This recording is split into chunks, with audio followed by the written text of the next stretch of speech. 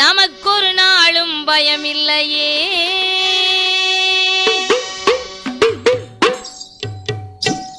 ஆதி கைலாசத்திலே பகவான் பார்வதி இருவரும் சிறப்பாக வாழ்ந்து வருகிறார்கள். சரி. கிண்ணர், வெம்புருடர், கிரீட வித்யாதரர் அனைவரும் புடைசூழ கைலாசத்திலே குலுவிருக்கின்றார் கரை கண்ட சிவபெருமான். 7 14 லோகமும் படைத்து எறும்புகடை யானை முதல் 84 லட்சம் சிவராஜிகளையும் படைத்து கல்லினுள் தேரி வரை கற்குழியில் குழந்தை வரை படைத்து விட்ட மனுக்களுக்கு படியிழக்க வேண்டுமென்று சிவபெருமான் திறந்தோறும் பூலோக மக்களுக்கு படியிழக்க வருகிறார். அன்று பகவான் பார்வதி இடத்திலே, பெண்ணே பார்வதி, என்னங்க நான் படைத்த மனுக்களுக்கு படியிழக்க போகிறேன், நான் வருவரைக்கு இந்த கைலாசத்திலே நீ இருப்பாயாக என்று பகவான் பார்வதி இடத்திலே சொல்லிவிட்டு பூலோக மக்களுக்கு எப்படி படியிழந்து வருகிறார். எப்படி படியிழந்து விட்டு வருகின்றார்?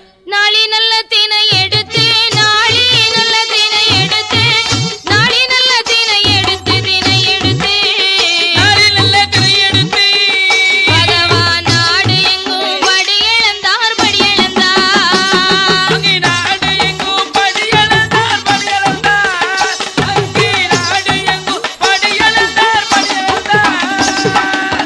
உரிய நல்ல தினை எடுத்து, உரிய நல்ல தினை எடுத்து, உரிய நல்ல தினை எடுத்து, பகவானும் உலகமெல்லாம் படியிழந்தார் படியிழந்தார், ஆமா சொல்லி, உலகமெல்லாம் படியிழந்தார் படியிழந்தார், அங்கே உலகமெல்லாம் படியிழந்தார் பரமசிவம், அங்கே உலகமெல்லாம் படியிழந்தார் பரமசிவம். பகவான் நாளை தினை எடுத்து நாடு எல்லாம் படியிழந்தார். ஆமா. உரிய தினை எடுத்து உலகமெல்லாம் படியிழந்து விட்டு படைத்த மனுக்களுக்கு பட்டினி இல்லாமலே படியிழந்து விட்டு வருகிறார். ஆஹா. இங்கு பார்வதி பார்த்தாள், என்ன பகவானும் தினம் தினம் பூலோகத்திலே சென்று மக்களுக்கு படியிழக்க போகிறேன்னு போறாரு. ஆமா.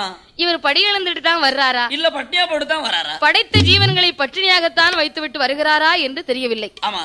இன்று நாம் பகவானை சோதிக்க வேண்டும் என்ற எண்ணம் கொண்ட பார்வதா தேவி விசுவபெருமாவை அழைத்து, சரி, காஞ்சிபுரம் கம்பு வெட்டி கட்டிச்சிமிழ் உண்டு பண்ணி திருக்காணி பூட்டுவிட்டு கொண்டு வாரும் என்று சொன்னாள். விஸ்வபிரமா காஞ்சிபுரம் கம்பு வெட்டி கட்டிச்சிமிழ் உண்டு பண்ணி திருக்காணி பூட்டுவிட்டு உமையோளிடத்திலே கொண்டு வந்து கொடுக்கிறார். சரி. பார்வதி பார்த்தாள், அந்த சின்ன சிமிழுக்குள்ள ஒரு சிற்றெரும்பை பிடித்து அடைத்து தன் கட்டியிருந்த சேலை தலைப்பிலே முந்தானியிலே முடிந்து எக்களுக்குள் சொருகிக் கொண்டு பகவான் படியிழக்க போன திசையை நோக்கி அமர்ந்திருக்கிறார். இன்றைக்குமே அப்படி அமர மாட்டார். பகவானோ பூலோகத்திலே படியிழந்து விட்டு கைலாசம் வந்தார். கட்டளைக்கு பார்வதியை பார்த்தார். பெண்ணே பார்வதி, என்ன இது ஒரு நாளும் இல்லாத திருநாளாக இருக்கிறாய்? அதானே கோலமாக இருக்கிறது. படியிழக்க போன திசையை நோக்கி பாதங்களை நீட்டி அமர்ந்திருக்க மாட்டாயே? அதானே தலைவரி கோலமாக இருக்க மாட்டாயே? என்னம்மா நடந்த விஷயம் என்று கேட்டார். சரி. உடனே பார்வதி, பகவானே, என்ன இன்று மக்களுக்கு பட்டினி இல்லாமல் படியிழந்து வந்திருக்கிறீர்களா? ஆமாம்மா. என்னிடத்திலே 2 ஜீவன்கள் பட்டினியாக இருக்கிறது என்று சொன்ன உடனே பகவான், பார்வதி, 2 ஜீவன்கள் பட்டினியாக இருக்கிறது என்கிறாயே, என்கிற ஜீவனை எங்கே பார்க்கலாம்? சிமிழுக்குள்ளே இருந்த உயிரை பார்க்கின்றாள் பார்வதி. சரி. சிமிழுக்குள் இருக்கக்கூடிய சிற்றெரும்பு திரையரசியை கவ்விக்கொண்டு சிமிழுக்குள்ளே சுற்றி சுற்றி வருவதை பார்த்தாள்.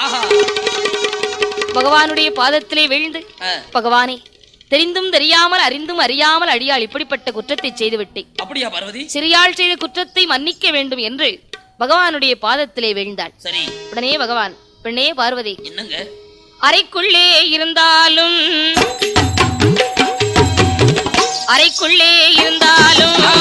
அரண் அறிய மாயம் உண்டோ, சிமிழுக்குள்ளே இருந்தாலும் சிவன் அறிய மாயம் உண்டோ என்று அந்த பகவானும் இன்னும் என்ன சொல்லுகிறார்?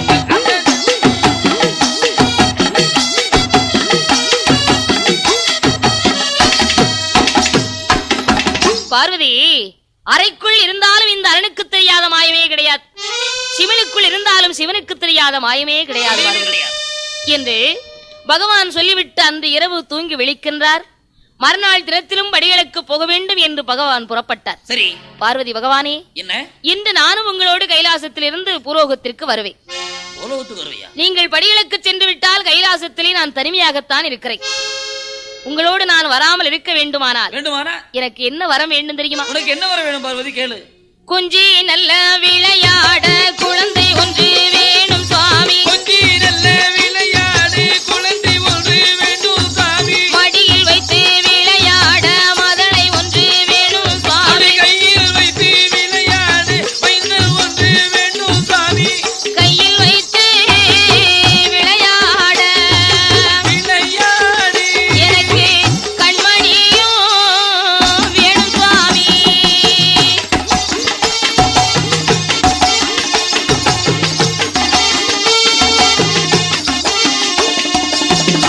பகவானே, நான் இந்த கைலாசத்தில் இருக்க வேண்டுமானால் மடியில் வைத்து விளையாட மைந்தன் ஒன்று வேண்டும். சரி.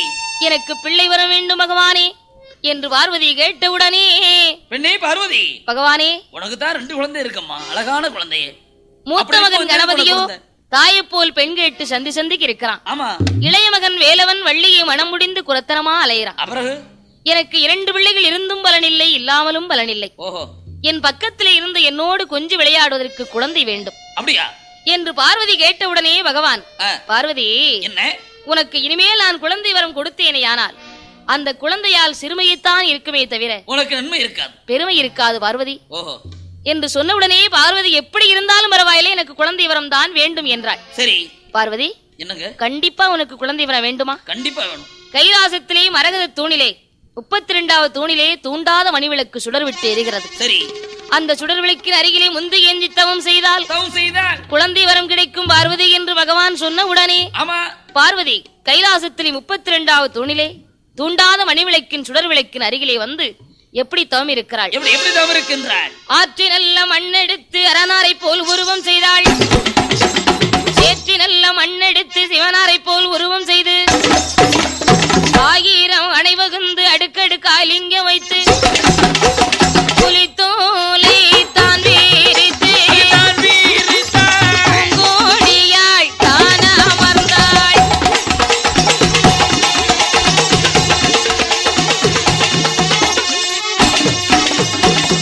தூண்டாத மணிவிளக்கின் அருகிலே வந்து முந்தானை ஏந்தி மூடிய கண்களை விழிக்காமல் அரகரா சிவசிவா அரகரா சிவசிவா என்று ஆண்டவனுடைய நாமத்தை சொல்லிக் கொண்டே தவம் இருக்கிறாள் பார்வதி. சரி. பகவான் பார்த்தார். பார்வதியுடைய தவநிலையை கண்டு அவளுக்கு தெரியாமலே வந்து பின்னாடி வந்து தூண்டாத மணிவிளக்கை சிவபெருமான் தூண்டிவிட்டார். தூண்டாத மணிவிளக்கை தூண்டிவிட்ட உடனே முத்துப்போல் 3 சுடர் பார்வதியுடைய முந்தானையில் முழுமுழுன்று வீழ்ந்தது. சுடர்கள் வீழ்ந்தவுடனே பார்வதிக்கு முந்தானை கனமாக இருந்தது. குழந்தை கிடைத்து விட்டது என்று கூட்டி பிடித்து கொண்டு வந்து பார்த்தாள். குழந்தை எப்படி இருக்கிறது? எப்படி இருக்கு? கைகால்கள் உறுப்பில்லை, இல்லை. கண்மூக்கு செவி இல்லை, இல்லை.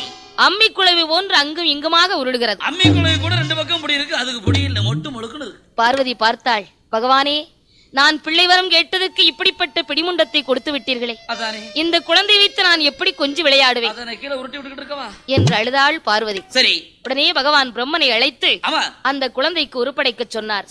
பிரம்மா உருப்படைத்தார், பகவான் உயிர் கொடுத்தார். அந்த குழந்தைக்கு பெயர் கொடுக்க வேண்டுமென்று மைந்தன் சுடர் ஒளிவிலே பிறந்த காரணத்தினால் சுடலையீசன் என்றும் முண்டமாக உருண்டதினால் முண்டன் என்றும் இந்த மைந்தன் மயானம் போக வேண்டிய காரணத்தினால் மாயாண்டி என்றும் பேரிட்டு வளர்த்து வருகிறார்கள். சரி. அந்த குழந்தையை தரையிலே விட்டால் தண்டைக்கால் லோகம் என்று, பூமியிலே விட்டார் பொற்பாதங்கள் லோகம் என்று, தோளிலே தொட்டில் கட்டி துடையிலே நடவளர்த்தி நாளொரு மேனியும் பொழுதொரு வண்ணமாக வளர்த்து வருகின்றார். சிறப்பாக மாயாண்டி சுடலையீசன் வளர்ந்து வரும்போது இங்கு திளைவன காட்டில் என்ன நடக்கிறது? என்ன நடக்கிறது? கட்டையில பிணம் இருந்து கதகதன்று வேகூதையா, எண்ணி நல்ல எருவடிக்கு ஈரமண்ணை மேல் பொதிந்து, பட்ட நல்ல எருவடிக்கு பட்ட மண்ணை மேல் பொதிந்து, இல்லை வன காடறில காடறி அங்கு மாண்டவினோ வேகுதையா வேகுதையா.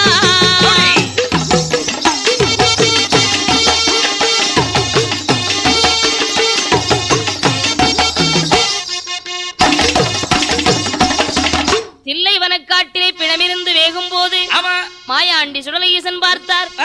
தாயமிர்த உண்டமானால் நமக்கு தாகம் அடங்காது, உடலமிர்த உண்டமானால் உள்வயிறு நிரம்பாது.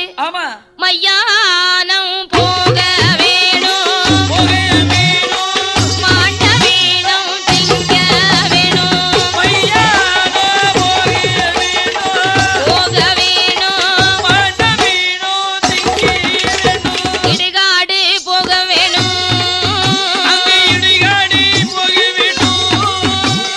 இறந்த வேணும், திங்க வேணும்,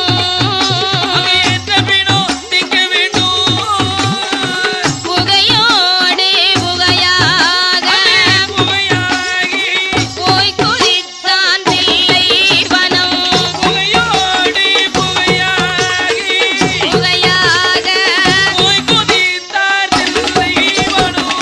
மாயாண்டி மையானம் போக வேண்டும் என்று 5 வயது குழந்தையான மாயாண்டி புகையோடு புகையாக தில்லைவன காட்டிலே வந்து மாண்டவினத்தை எப்படி அருந்துகின்றார்?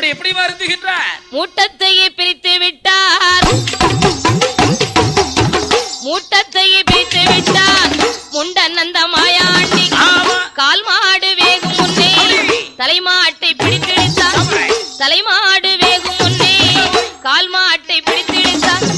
கையதிலே சிலது வீணம், வாயதிலே பிரமதிதம், பேய்களுக்கு விருந்தளித்தார் பேயாண்டி சுடலையீசன். வாய்களெல்லாம் உன்வடிய, வாய்களெல்லாம் உன்வடிய பிணத்தை வாரி வாரி திங்களுற்றார்.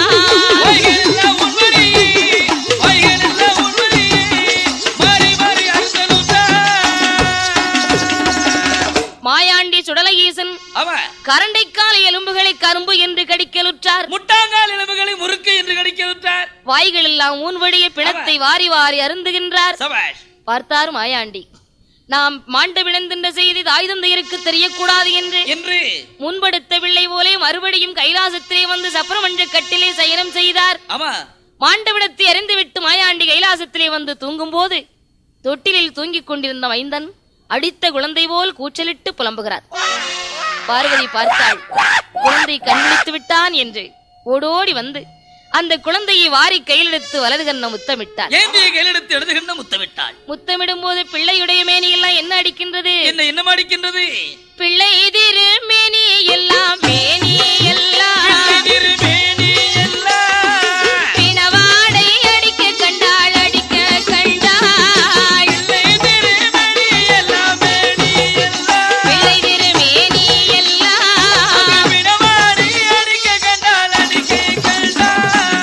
சவவாடை பிணவாடை, பிணவாடை மைந்தல் மேலே அடிக்க கண்டாள், அந்த மைந்தல் மேலே அடிக்க கண்டாள்.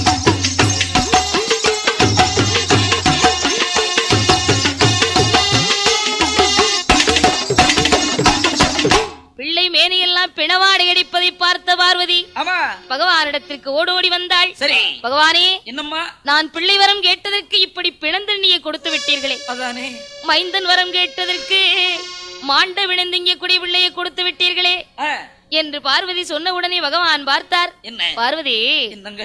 அதான் இந்த குழந்தை உனக்கு வேண்டான்னு சொன்னேனே, கேட்டியா? எப்படி எனக்கு குழந்தை வரம் வேணும்னு கேட்ட, குழந்தை வரம் கொடுத்தேன். இனிமேல் நான் என்ன செய்ய முடியும்? பகவானே, என்ன இன்னும் கொஞ்ச நாளைக்கு இந்த குழந்தை இங்க இருந்துச்சுன்னா கைலாசத்திலே பிணத்தை கலந்துடுவான், மாமிசத்தை கலந்துடுவான். அவனுக்கு ஆகாரம் கிடைக்கலன்னு நம்மள கூட பிடிச்சு சாப்பிட்டுருவான். இனிமே இந்த குழந்தையை பூலோகத்துக்கு தான் அனுப்பணும், கைலாசத்துல இருக்கவே கூடாது என்று சொன்ன உடனே பகவான், மகனே மாயாண்டி, என்னப்பா நீ தில்லைவனம் சென்ற காரணத்தினாலே இந்த கைலாசத்தில் இருக்க கூடாதப்பா. அப்படியா? நீ மாமிசத்தை கலந்து விடுவாய், நீ பூலோகம்தான் போக வேண்டும். பகவானே, நான் பூலோகம் போக வேண்டுமானால் எனக்கு எக்கச்சக்கமான பலி வேணும். நீ வேணும்னா கேளு தர்றேன். எட்டாத வீடம் போட்டு ஏணி வைத்து மாலை சாற்றி, உச்சியிலே கும்பகலசம் வைத்து குச்சி மாலை சாற்றி, ஒரு கோட்டை அரிசி வங்கி ஒரே படப்பாக போட வேண்டும். கருணை ஒருவரணி கரும்பன்றி சூலாடு சூலுப்பன்றி அத்தனை பலிகளையும் கொடுத்தால் தான் பூலோகம் போவேன் என்றார் மாயாண்டி. இப்படி பலி கொடுத்தால் தான் பூலோகம் போவேன் என்று மாயாண்டி கேட்டார். உடனே பகவானும் மகனுக்கு கேட்ட வழிகளெல்லாம் கொடுத்து பூலோகம் அனுப்பி வைக்கிறார். வனப்பேற்றி ராட்சதையை துணைக்கு அனுப்பி வைக்கின்றார். மாயாண்டி சுடலையீசன் பூலோகம் எங்கு வருகின்றார்? அஞ்சி குச்சி மலையாளம் மலையாளம் அதன் நடுவே கொல்லங்குச்சி கொல்லங்குச்சி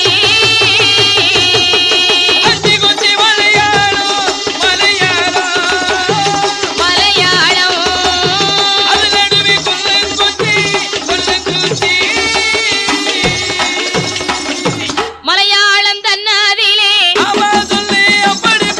மங்கை பகவதி கோட்டைக்குதான் மாயாண்டி வந்தல்லவோ வந்தல்லவோ மன்னனுக்கு ஏது செய்தான் ஏது செய்தான் வந்தல்லவோ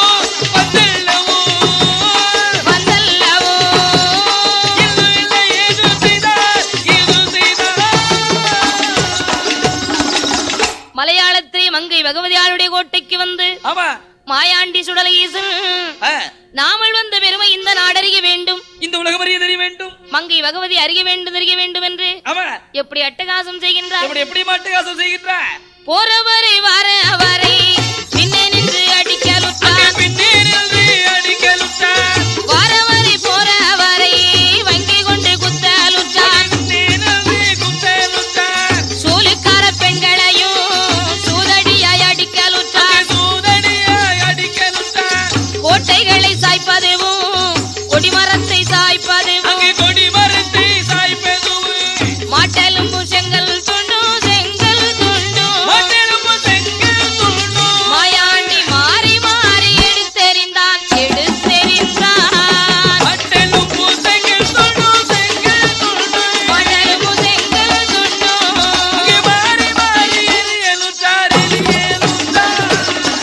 மாயாண்டி சுடலையீசன் அட்டகாசம் செய்யும் போது சரி எல்லோரும் கண்விழித்து பார்த்தாலும் காண முடியவில்லை. ஒரு நாள் சாம நேரத்திலே மங்கை பகவதிக்கு பூஜை செய்யக்கூடிய பூஜை செய்யும் போது சிறு குழந்தையான மாயாண்டி தீபத்தட்டை பிடுங்கி செவிட்டோடு அடித்தான். பார்த்தார் வேதிகர், அம்மா பகவதி, உனக்கு நான் என்ன குறைவற்றிருக்கிறேன்? இல்லையே. தினம் தினம் சாம பூஜை நடத்தும் போது இன்று யாரோ ஒரு 5 வயது குழந்தை என்னை அடித்து விட்டானே, அவனை யாரென்று பார்க்க வேண்டும் தாயே என்று அலறி புலம்பினார். சரி பகவதி பார்த்தாள். அப்படி நம்முடைய கோட்டையிலே அட்டகாசம் செய்யக்கூடியவன் யாரென்று தெரியவில்லையே, பார்க்க வேண்டும் என்று இரவு 12 மணி அளவிலே சரி காற்றடித்தாலும் இலைய செய்யாது கடிய சாம வேளையிலே ஒன்று தின்று ஊரரங்கும் ஒரு சாம வேளையிலே 4 தெருக்களும் சுற்றி நடுத்தருவி வார போது மாயாண்டி 5 வயது குழந்தையாக தனிமையாக விளையாடி கொண்டிருக்கிறார். பார்த்தாள் பகவதி, யாரடாவோ சிறுவயேலை யாரு மற்ற நள்ளிரவில் தனிமையிலே வந்து நிற்கும் தன்னமாலை யாரடானி ஒரு பேரு சொல்லிடுவாய் ஒரு பாலகனே சொல்லிடுவாய்.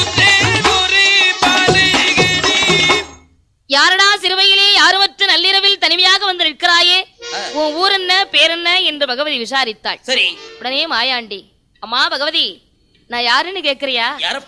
நான் யாரு தெரியுமா? யாரு? பிறந்ததுதான் கைலாசம், நான் பிறந்ததுதான் கைலாசம், வளர்ந்ததுதான் தில்லைவானம், பெற்றாளை பார்வதியா, பேர் கொடுத்தார் பரமசிவம், என் பேரு மாயாண்டி, வளர்த்தாளே வனப்பேட்டி, வளர்ப்போருக்கு பிள்ளையாக வளர்ப்போருக்கு பிள்ளையாக வந்தேனம்மா உண்டனிடம்.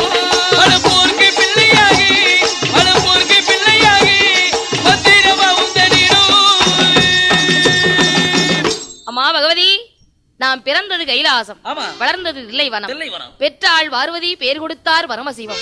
என்னுடைய வாசலுக்கு மந்திரியாக வலது கண்ணுக்கு இடது கண்ணாக காவலும் கட்டுமாக இருப்பாயப்பா. ஈசான உலகில் இருக்கிற 7 கிடாரம் திரவியமும் உன் பொறுப்புத்தான். அத்தனை திரவியத்தையும் காவலும் கட்டுமாக காத்திரு மகனே என்று சொன்ன உடனே மாயாண்டி, அம்மா பகவதி, உன்னுடைய கோட்டையில் இருக்க திரவியத்தை நான் காக்க வேண்டுமானால் எனக்கு என்ன கொடுக்க வேண்டும் தெரியுமா? என்ன கொடுக்கணும்? 7 நிலைய வேணும், ஏம சாம ஊட்டு வேணும், 6 நிலைய வேணும், அத்த சாம ஊட்டு வேணும். எனக்கு ஊட்டு போட்டு குடை கொடுத்தால் உன்னுடைய கோட்டையிலே இருப்பேன் என்று சொன்ன உடனே முதல் பூஜை எனக்கு, 2வது பூஜை உனக்கு. நீ புழுங்கரிசி சாதம் தான், உனக்கு பச்சரிசி சாதம், எனக்கு புழுங்கரிசி சாதம். ஒரு கோட்டை அரிசி வாங்கி ஒரு படப்பா போடணும். எனக்கு சைவ படப்பு பிடிக்காது, முட்டையோடு முருங்கைக்காய் தான் சேர்த்து படப்பு போட வேண்டும் என்று மாயாண்டி கேட்டவுடனே மங்கு பகவதி மகனான மாயாண்டிக்கு 7 நிலையமிட்டால் ஏமசாம ஊட்டு விட்டாள். 6 நிலையம் போட்டு அத்த சாம ஊட்டு போட்டு கொடுத்து 7 கிடாரம் திரவியத்தையும் காத்திருப்பாய் மகனே என்று பொறுப்பை மாயாண்டிடத்தை ஒப்படைத்தாள் பகவதி. சரி, இங்கு இப்படி இருக்கும் போது மலையாளம் தன்னதிலே ஆந்திரவாதி பெரும்பூலையர் தன்னதிலே 200 புலையனுக்கும் எஜமான்காளி பெரும்பூலையர்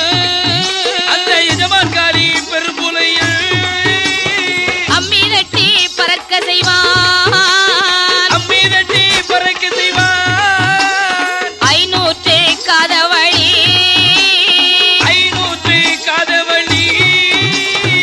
சுழகு தட்டி பறக்க செய்வான் 90 காதவழி.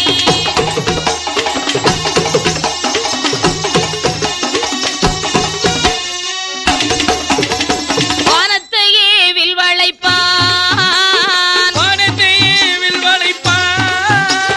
மணலை அவன் கயிறிருப்பான்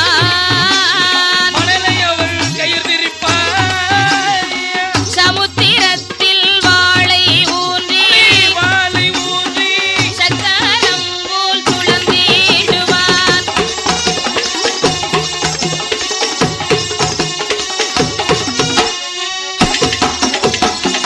மாந்திரவாதி பெரும்புலையன் பொல்லாத புலையனாக மையோடு சிமிழோடு மாந்திரீக தொழிலோடு வாழ்ந்து வருகின்றான். சரி, அப்படிப்பட்ட பெரும்புலையனுக்கு குழந்தை இல்லாது இருக்கின்ற பொழுது ரொம்ப நாட்களா குழந்தையே இல்லாம மையோடு சிமிழோடு மாந்திரீக தொழிலோடு வாழ்ந்து வரக்கூடிய அந்த மாகாளி புலையனுக்கு குழந்தை பேர் இல்லாமல் புலக்குடியாள் கதறி அழுதாள். அந்த காலத்துல அது பெரிய குறையா இருந்திருக்கு. ஒரு நாள் பெரும்புலையன் கவலையோடு படுத்திருந்தான். அந்த காலத்துல குழந்தைக்கு ரொம்ப தட்டுப்பாடு, இப்ப குடும்ப கட்டுப்பாடு. அங்கே ஆலமரத்தின் அடியிலே கவலையோடு படுத்திருக்கும் போது எங்கிருந்தோ ஔவையார் விரதம் இருந்த மாவுருண்டையை களவு செய்து கொண்டு வந்த காக்கை சரி பெரும்புலையின் மேலே போடுகிறது. அந்த மாவுருண்டையை கொண்டு வந்து மனைவி புலக்குடி இடத்திலே கொடுக்கிறான்.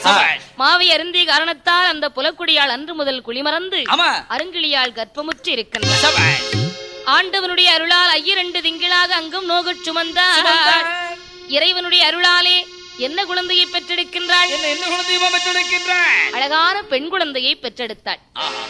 அந்த குழந்தையை நாளொரு வேணியும் பொழுதொரு வண்ணமாக அருமை விருமையாக வளர்த்து வருகிறார்கள்.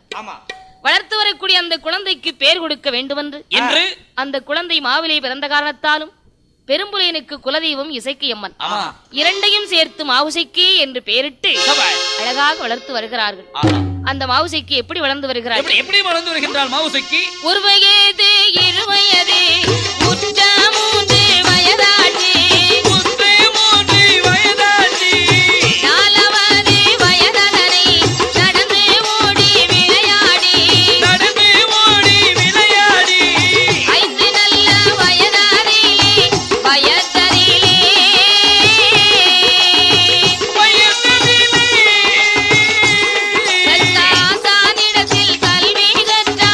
கல்வி கற்றாள்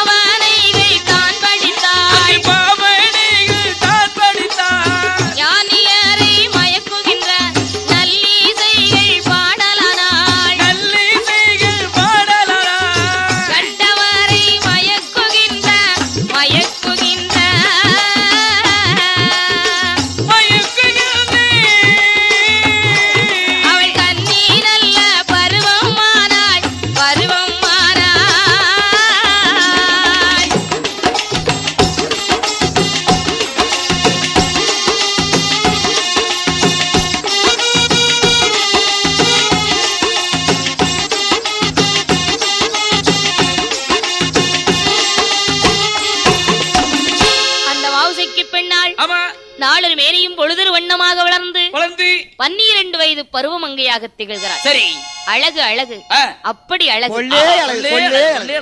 தெய்வரம்பை மின்னார் திருஅழகெல்லாம் திரட்டி கைவருந்த வேதன் இவளை கற்பித்து விட்டானோ என்று சொல்லக்கூடிய அத்தனை அழகையும் பெற்றிருக்கிறாள் அந்த மாவுசைக்கு பெண்ணாக. புருவரண்டு கருப்பொழிய பின்னே ஒரு கருப்பும் இல்லை, தலைமுடிய கருப்பொழிய தானே ஒரு கருப்பும் இல்லை. மிகவும் அழகுள்ள பருவ பெண்ணாக திகழும் போது பெரும்புலையின் தன் மகளுடைய அழகை பார்த்து என்ன எண்ணுகின்றான்? தன்னழகு போதாது தங்க நகையால் அலங்காரம் செய்ய வேண்டும், மகளுக்கு அழகு போதாது அழகாக நகை போட்டு அலங்கரிக்க வேண்டும் எண்ணம் கொண்ட பெரும்புலையன் மனசுல நினைக்கும் போது கையில எந்த பொருளுமே கிடையாது. பணம் இருந்தால் தானே மகளை அலங்கரித்து பார்க்க முடியும். எங்காவது திரவியங்கள் இருக்கிறதா என்று அஞ்சன மை போட்டு ஆராய்ந்து பார்க்க வேண்டும் என்று சிறு சுளவி எடுத்தான், சிதம்பர சக்கரத்தை வரிந்தான், அஞ்சன மை போட்டு ஆராய்ந்து பார்க்கிறான். அஞ்சன மை போட்டு ஆராய்ந்து பார்க்கும் போது மாயாண்டி சுடரேசனுடைய காவல் இருக்கின்ற 7 கிடாரம் திரவியத்தையும் பார்த்தான். ஆஹா, வாய்த்தா போலே வாய்த்தேருக்கு வான்கரும்பு பூஞ்சோலை வாய்த்தேருக்கு 7 கிடாரம் திரவியத்தை ஏற்ற பெரும்புலையன் கண்ணில் கண்டான். சந்தோஷம் கொண்டல்லவோ சதிகாரன் ஏது செய்தார்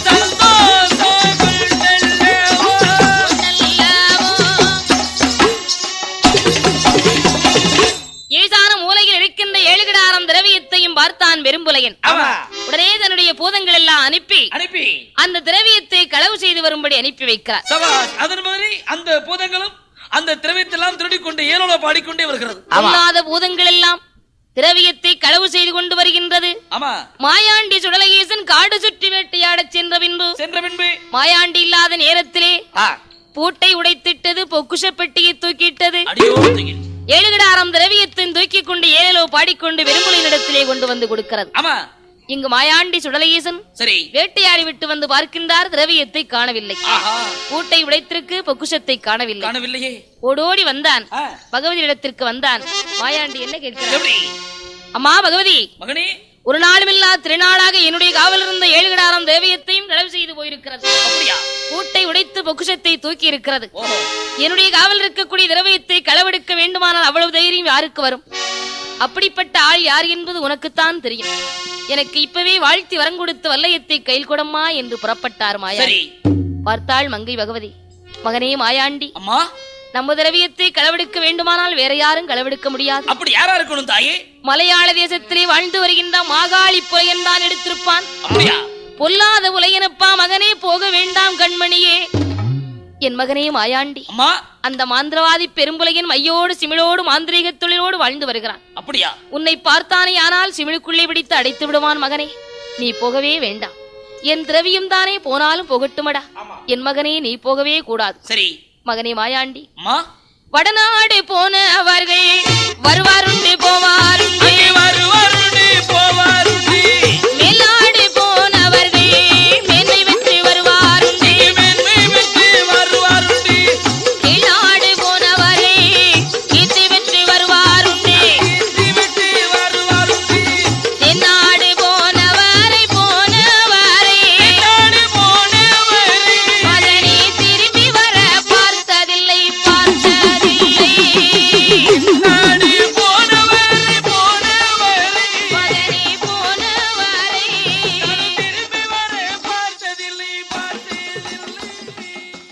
மகனே மாயாண்டி, அம்மா, தென்னாடு போனவரை இதுவரை நான் திரும்பி வர பார்த்ததே இல்லையப்பா. அப்படியா?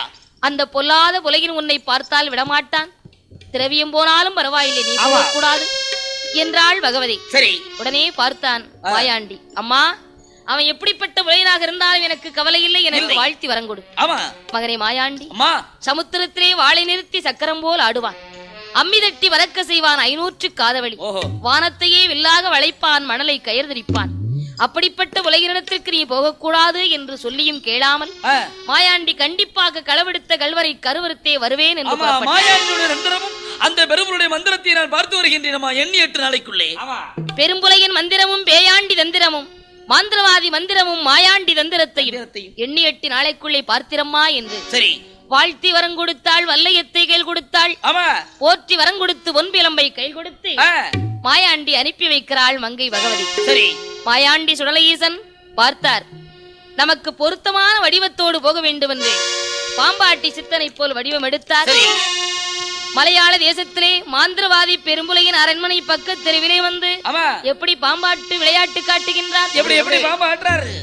4 தெருவதிலும் 4 கம்பம், 4 தெருவதிலும் 4 கம்பம், நடுத்தெருவதிலே பொன்னு கம்பம், பொன்னு கம்பம் அதிலே பூவை சூடி பூவாலநாதரை போல் ஆடு பாம்பே, நீ ஆடு பாம்பே, விளையாடு பாம்பே.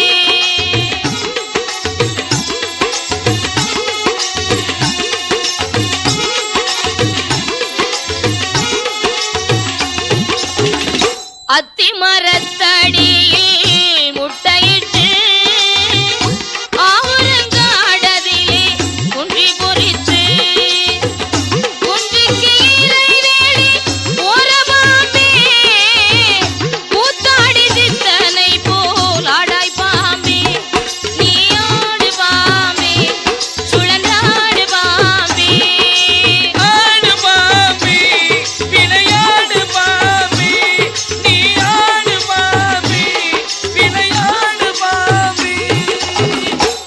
மாயாண்டி சுடலையீசன் 4 தெருவிலும் 4 கம்பம் நாட்டி நடுத்தெருவில் பொன்னு கம்பம் நாட்டி 1000 முழ கம்பத்தின் மீது இருந்து பாம்பு விளையாட்டு காட்டுகிறார். சரி மாவுசைக்கு பெண்ணாளுடைய தோழி பெண்கள் எல்லாம் பாம்பு விளையாட்டை பார்த்துவிட்டு, அடியே மாவுசைக்கு, அடே அப்பா, உங்க வீட்டு பின்புறத்திலே 90 பத்து சென்ற துவண்ட கிழவன், 400 பத்து சென்ற நரைத்த கிழவன், தோலு நரம்புமாக தொங்கு தொங்கென்று இருமிக்கொண்டு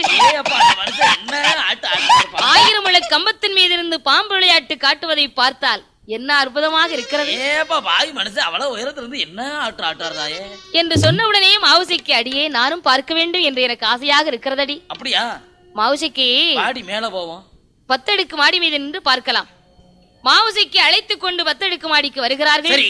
இங்கு பாம்பு விளையாட்டை பார்க்கும் போது மாவுசைக்கு மூக்கில் அணிந்திருக்கக்கூடிய வைரக்கல் ஒளிவானது மாயாண்டியுடைய முகத்திலே பட்டது. பார்த்தார் மாயாண்டி, ஆகா, திரவியத்தை களவு செய்த கல்வனை கண்டுவிட்டேன், இவள்தான் புலையின் மகள் மாவுசைக்கியா? உடனே 1000 முழ கம்பத்து விட்டு கீழே இறங்கினார். பண்டார கிழவனை போல் வடிவமெடுத்து மாவுசைக்கு இடத்திலே அரண்மனையிலே வந்து பிச்சை கேட்கிறார். மாவுசைக்கு முன்வாசலுக்கு வந்தா பின்வாசலுக்கு வர்றார், பின்வாசலுக்கு வந்தா முன்வாசலுக்கு வர்றார். முன்னும் பின்னுமாக மாவுசைக்கு பெண்ணை அலைய வைத்து பார்த்தார் மாயாண்டி. பார்த்தாள் மாவுசைக்கு, ஏ கிழட்டு பண்டாரம், பிச்சை வாங்க வந்தவன் பிச்சை வாங்கிவிட்டு பேசாமல் போக வேண்டியதானே, என்னை முன்னும் பின்னும் அலைய வைத்து பார்க்கிறாய். பேத்தி மாவுசைக்கு, என்ன அவ்வளவு லேசா நினைச்சிட்டியா? என்னதா வந்து சென்னை வாங்கிட்டு போக வேண்டிய நாரச்சனியனே. பிச்சைக்கு நான் வரலையடி, பெண் கேட்டு வந்தேனடி,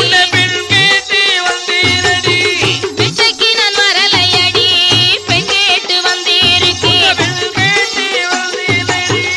அண்ணன் வாங்க வரலையடி, வரலையடி,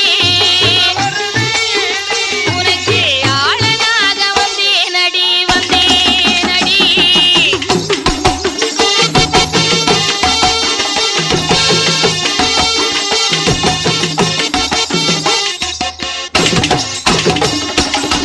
பேத்தி மாவுசைக்கு, நாம் கஞ்சு வாங்க வந்த நினைச்சிட்டியா? உனக்கு கணவனாத்தான் வந்திருக்கேன். அண்ணன் வாங்க வரவில்லை, உனக்கு ஆளனாக வந்திருக்கிறேன். அது வேற வேண்டியதான். ஏதாத்தா தாடி நரைச்சி தள்ளாடும் காலமாச்சு, மீசையெல்லாம் நரைச்சு விடுவிடுத்த காலமாயிட்டீங்க. மீசை நரைச்சா தாத்தாவுக்கு ஆசைமா நரைச்சு, தாத்தா தாடி நரைச்சா என்ன தாத்தாவுக்கு அம்பூட்டு ஆசையும் நரைச்சா போகும். தாத்தா புள்ள இவ்வளவு வயசான காலத்துல கொண்டு வயசு பொண்ண கல்யாணம் பண்ண நினைக்கிறீங்களே, தாத்தாவுக்கு ஓ மேல எம்பு ஊட்டு இது தெரியுமா? உங்க நினைப்பு தான் பொழப்பையே கெடுக்க போகுது. உன்னை பார்க்கும்போது எனக்கு ஒரு மாதிரியா வருது. தாத்தா பேத்தி, உங்களுக்காகத்தான் என் தகப்பன் பெரும்புலையின் 7 அறைக்கும் கீழே வச்சு வளர்க்கிறானா? யாருக்காக உங்க அப்பா இப்படி எல்லாம் வளர்க்கான்னு பார்த்தா எல்லாம் அமுக்குத்தான்.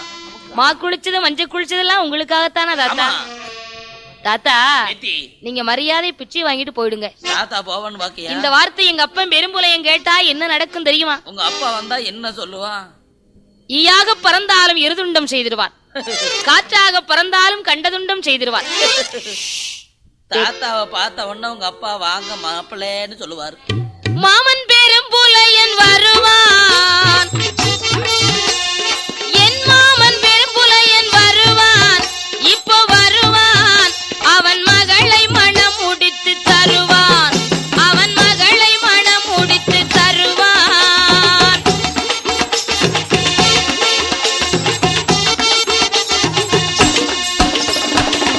பேத்தி அதெல்லாம் இருக்கட்டும், இவள் நேரடிக்கு உன்னோடு பேசிக்கிட்டு இருந்த காரணத்தினால ரொம்ப தாகமா இருக்கு. உங்க அப்பாவுக்காக நீ காராம்பசு பால் கறந்து வச்சிருக்கிறியே, அந்த பாலை கொடுத்தா தாத்தா சந்தோஷமா சாப்பிட்டு போயிடுவேன். கொடு தாத்தாவுக்கு பாடு கொடு. மாவுசைக்கு வார்த்தாள், ஆஹா இந்த கிழட்டு பண்டாரம் கறக்கும் போது வார்த்தானா யாரோ தெரியவில்லையே. மாவுசைக்கு பெண்ணால் வேதனை கொண்டு அமர்ந்திருக்கின்ற பொழுது மாயாண்டி என்ன கூறுகின்றார்? பெண்ணே மாவுசைக்கு, என்னை யார் என்றறியாமல் கிழட்டு பண்டாரம் ஆண்டி பண்டாரம் என்றெல்லாம் பேசினாயே, இப்படி தரக்குறைவாக பேசிய காரணத்தினாலே கைலாசத்திலே பிறந்தது உண்மையானால், தில்லைவனத்திலே சென்று சுட்ட பிணம் தின்னது உண்மையானால், எண்ணி 8 நாளைக்குள்ளே திட்டமுடன் கற்பாளிப்பேன்,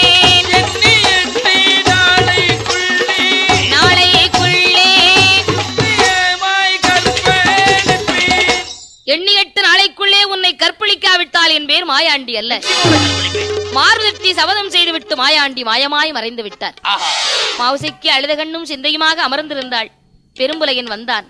அப்பா, யாரு ஒரு கேட்டு பண்டாரம் எண்ணி 8 நாளைக்குள்ளே கற்பழிப்பேன் என்று சொல்லிவிட்டு சென்றிருக்கிறான். ஒண்ணும் கவலைப்படாத, நான் இருக்கம்மா. ஈ போக வழியில்லாமல் எறும்பு போக வழியில்லாமல் அரமனை கட்டணும், என்னை 7:30 கீழே வைத்து பாதுகாக்க வேண்டும் என்று பதறி அழுதார். உடனே மகளுடைய வார்த்தைப்படி ஈ போக வழியில்லாமல் எறும்பு போக வழியில்லாமல் கண்ணாடி அறையாக கட்டுகிறார். 7:30 கீழே தன் மகளை பாதுகாப்பாக வைத்திருக்கிறார். 7 நாட்களாக விடிய விடிய கண் விழித்து காத்திருந்தாள். 8வது நாளையிலே மாயாண்டி சுடலை ஈசன் எறும்பு ரூபம் கொண்டு 7:30 கீழே வந்து மாவுசைக்கு பெண்ணாளை கற்பழித்து விட்டு சென்று விட்டார். தெற்கே தலையை வடக்கே காலுமாக படுத்திருந்தவளை வடக்கே தலையும் தெற்கே காலுமாக படுக்க வைத்து விட்டு மாயாண்டி நினைத்த காரியத்தை நிறைவு செய்துவிட்டு சென்று விட்டார். விடிந்து 8 மணி அளவு தூங்குகிறாள் மாவுசைக்கு. புலக்குடியாளோ வந்து தன் மகளை பார்த்தாள். மகளே மாவுசைக்கு, தங்கமான மேனையெல்லாம் தலைக்குறவாக இருக்கிறதே, என்ன நடந்தது மகளே என்று மாவுசைக்கு பெண்ணை பார்த்து கேட்டவுடனே மாவுசைக்கு எப்படி புலம்புகின்றாள்? எந்தகப்பா பெரும்புலையா, என்ன மோசம் வந்ததடா, எந்தகப்பா பெரும்புலையா, என்ன மோசம் வந்ததடா, சண்டாள பண்டாரம் சொன்ன வார்த்தை பலித்திட்டதே, சண்டாள பண்டாரம் சொன்ன வார்த்தை பலித்திட்டதே.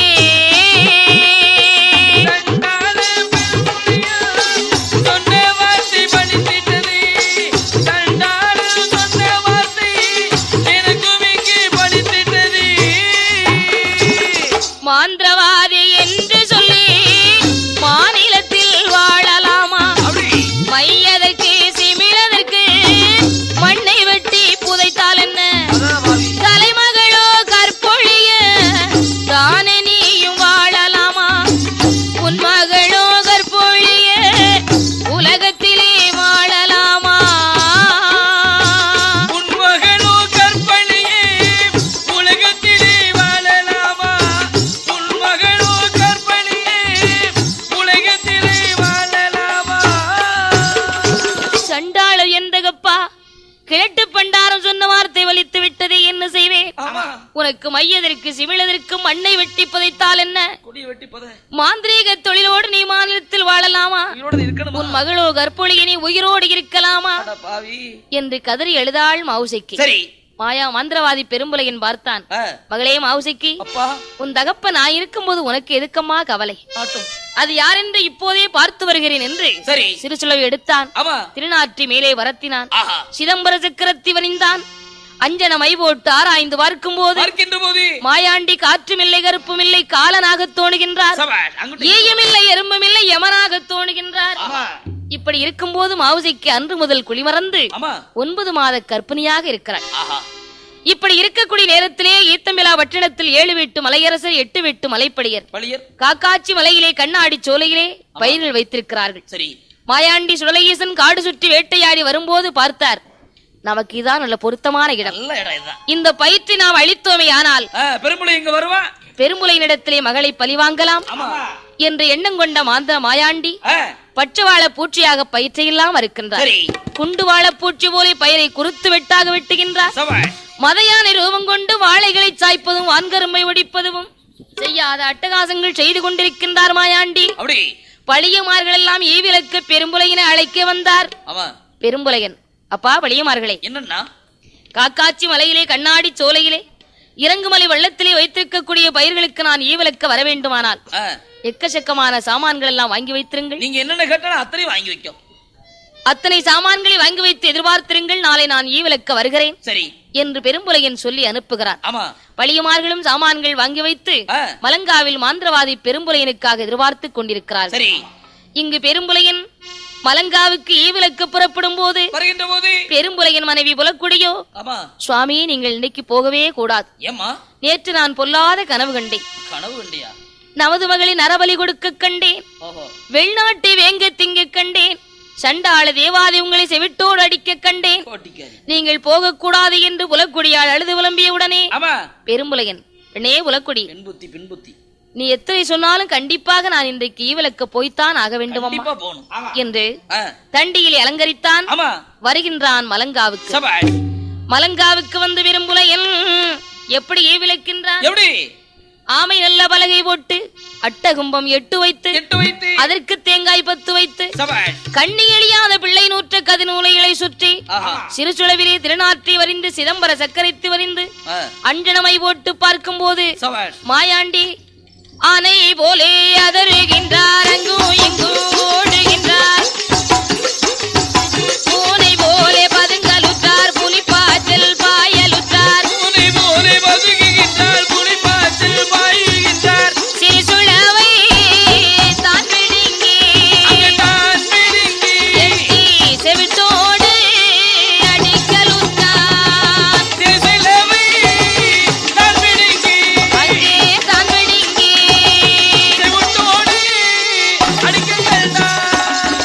மாயாண்டி சுடலையீசன் சிறுசுளவை பிடுங்கி செவிட்டோடு அடித்தான். அடே பெரும்புலையா, யாரென்று தெரியாமல் நான் இருக்கக்கூடிய இடத்திற்கு நீ விலக்க வந்திருக்கிறார் என்று சிறுசுளவை பிடுங்கி செவிட்டோடு மாயாண்டி அடித்த உடனே அடிபட்ட வேதனை தாங்காமல் பெரும்புலையின் அலறியை தரையிலே சாய்ந்தார். பழியமார்கள் எல்லாம் வந்து பெரும்புலையனை கைப்பிடியாக பிடித்து அமர வைத்தார்கள். பெரும்புலையன், அட சண்டாள தேவாதையே, உனக்கு என்ன வேண்டும் என்பதை வாங்கிக் கொண்டு அண்ணனும் தம்பியுமாக சந்தோஷமாக இருக்கலாமே, உனக்கு என்ன வேண்டும் என்று கேட்டார். சரி, டே பெரும்புலையா, என்ன தேவாதை, நான் கேட்டதெல்லாம் கொடுத்துடுவாயா? வேணுங்கிறத கேளுதாரே.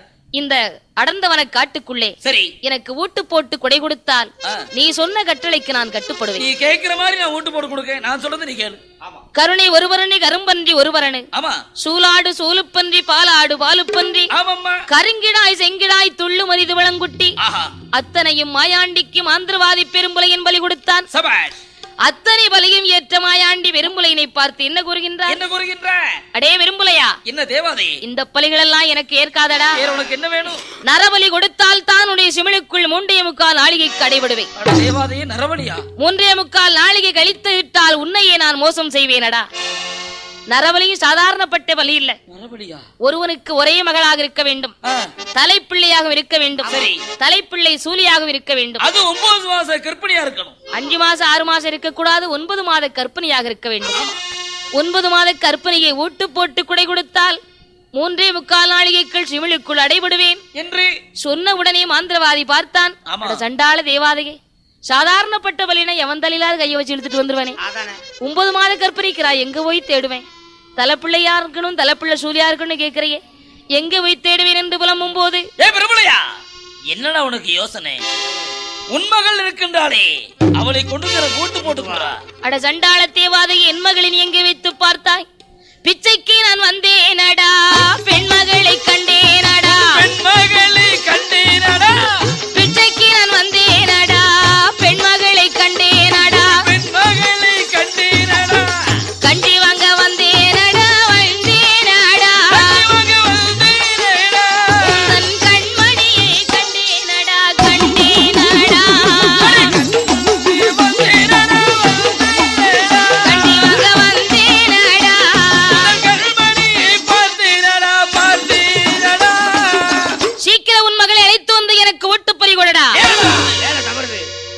உடனே பார்த்தான், மகள் வரிதல்ல மந்திரம் தான் பெரிது, தலைமகள் வரிதல்ல தந்திரம் தான் பெரிது என்று தன்னுடைய அரண்மனைக்கு வந்து மகள் மாவுசைக்கியை பார்த்து, மகளே மாவுசைக்கி, நம்ம குலதெய்வத்திற்கு ஓட்டு போட்டு குடை கொடுக்கிறேன், சரிப்பா, நீ மலங்காவில வந்து மாவு பூஜை வார்த்தையினா அழகான மகனை பெத்தெடுப்ப.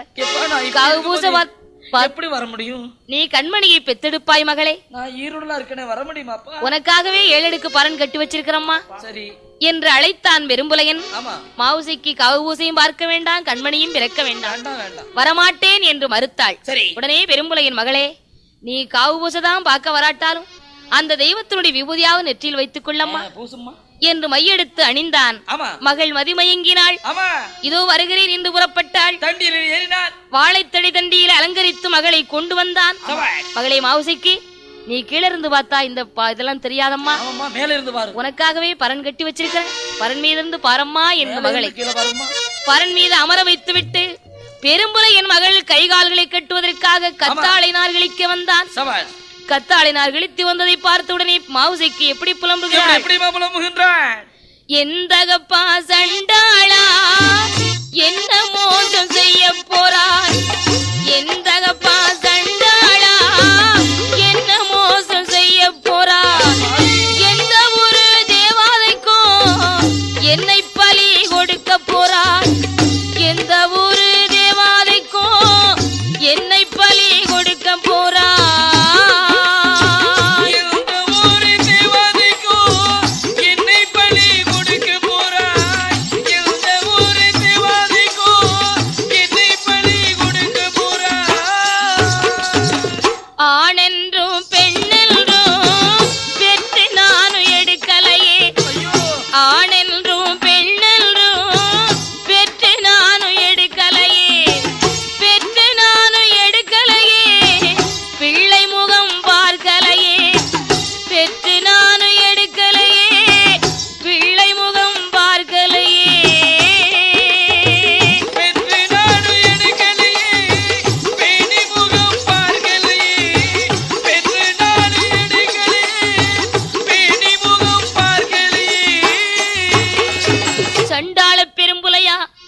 உனக்கு பெண்ணாக பிறக்கலாமா, நான் பூமியிலே வாழலாமா?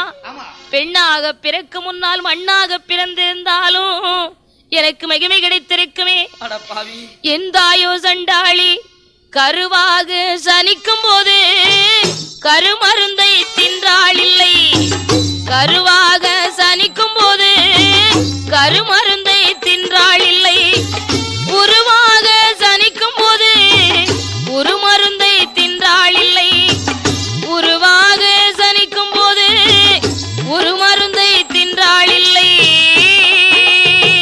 உருவாக சனிக்கும் போது ஒரு மருந்தை தின்றாள் இல்லை, உருவாக சனிக்கும் போது ஒரு மருந்தை தின்றாள் இல்லை. பெண்ணாக பிறக்கலாமா, நான் பூமியிலே வாழலாமா? ஆணென்றும் பெண்ணென்று நான் பெற்று எடுத்து என் பிள்ளை முகம் பார்க்கவில்லையே. அட சண்டாள பெரும்புலையா, மகளோ பெரிதல்ல உனக்கு மந்திரம் தான் பெரிது, தலைமகளோ பெரிதல்ல தந்திரம் தான் பெரிது என்று எந்த ஒரு தேவாலைக்கும் என்னை ஒட்டு பலி கொடுக்க துணிந்து விட்டாயே பெரும்புலையா. உனக்கு கொள்ளிக்கு பிள்ளையற்று கொடி முடிந்து போவாயடா, கொள்ளிக்கு பிள்ளையற்று கொடி முடிந்து போவாயடா, எள்ளும் கூறுக்கும் அது நிறந்து மூளைக்குமடா, எள்ளும் நல்ல கூறுக்கும் அது நிறந்து மூளைக்குமடா,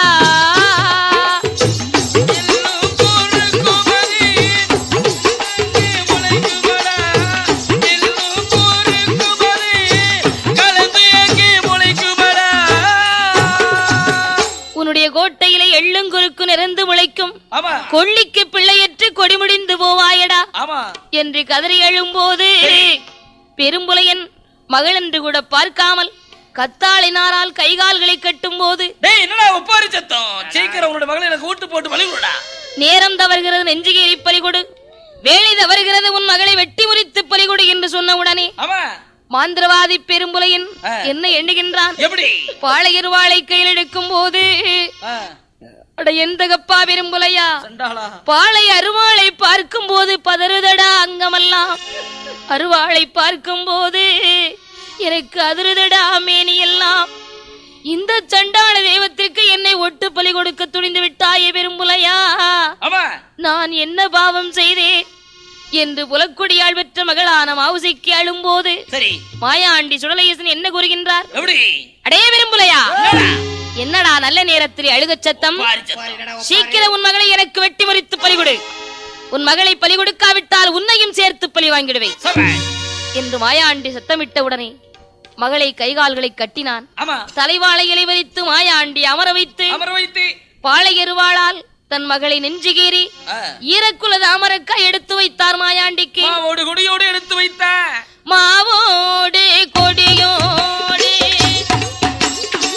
மரளையாரை எடுத்து வைத்தார்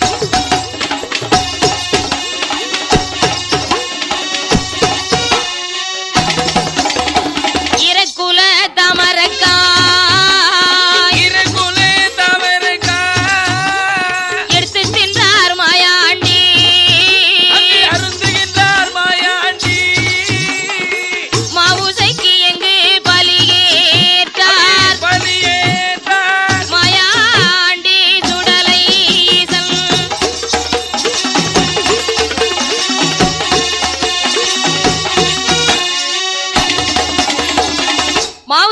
பலியேற்ற மாயாண்டி 3.25 ஆளிகைக்கு சிமிழுக்குள் அடைபட்டார்.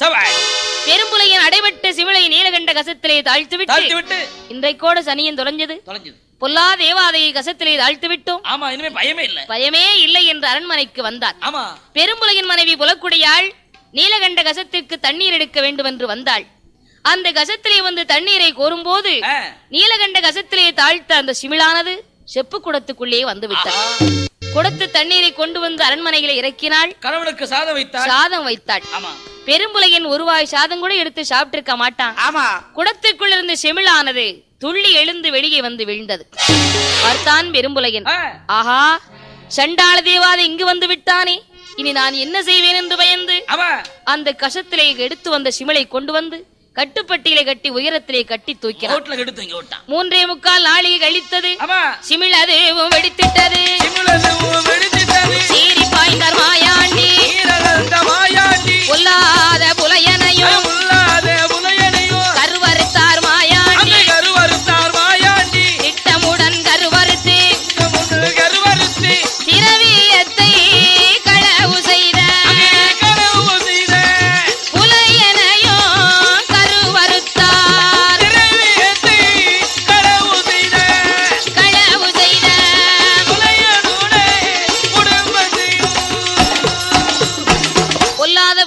குடும்பத்தை கருவறுத்த மாயாண்டி அங்கிருந்து புறப்பட்டு பூலோகம் போக வேண்டும் என்று எங்கே வருகின்றார்?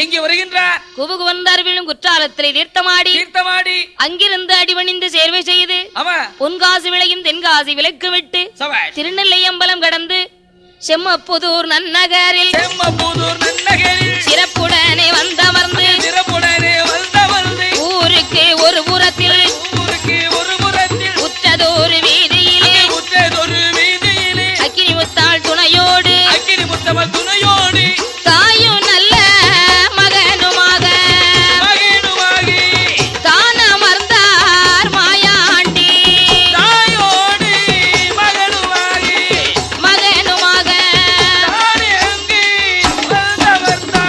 செமப்புதூர் நன்னகரத்திலே வந்து அக்கினி முத்தம்பாடும் ஆண்டி மாயாண்டி சுடலையீசனும் தாயும் மகனுமாகவே வந்தமர்ந்து அங்கு உள்ள சத்திரிய குல மக்களுக்கு எந்த குறையும் வராமல் ஆள் போல் தலைக்கு வைத்து அருகு போல் வேறு ஊன்றி மூங்கில் போல் பண்ணை வைத்து முஷியாது வாழ வைப்பான்.